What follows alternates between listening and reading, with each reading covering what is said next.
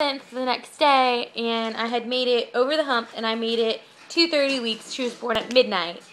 So officially 30 weeks. And I remember them telling me, you know, we need to hear her cry or scream or something, because that's a good sign that her lungs are at least partially developed, if not all the way developed. And so that was like my main concern. I was very nervous about that. But they had given me some steroid shots while I was in the hospital to help produce her lungs and help them to grow. So when she was born, at first we didn't hear anything for like the first few seconds, and then all of a sudden there was just like this really loud cry, scream, but it sounded like a little kitten, and she was just so little, and they had to like put her in this plastic bag, I guess, kind of thing to keep her warm, because she was still little and didn't have enough like fat on her to keep herself warm. And they checked her and everything, and they just took her away and put her in the NICU.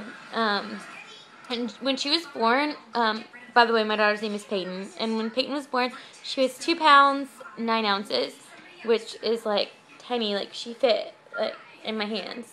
And so later that night we went down to the NICU, and I got to hold her, and that was like really hard and really emotional, but a really great experience at the same time.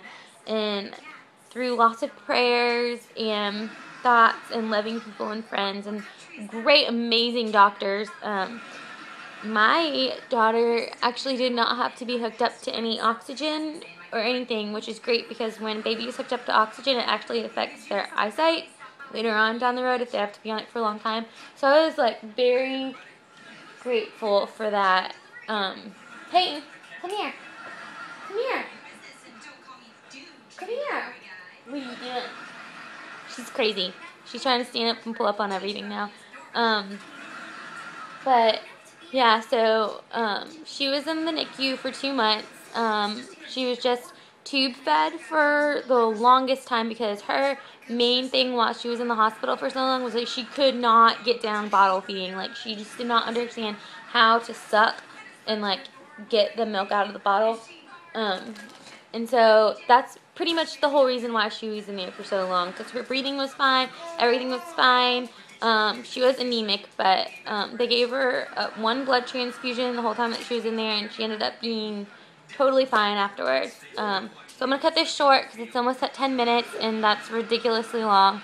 But I will be doing a few more videos on our stay in the NICU, what it was like to have my daughter in there for that amount of time and not be able to have her at home.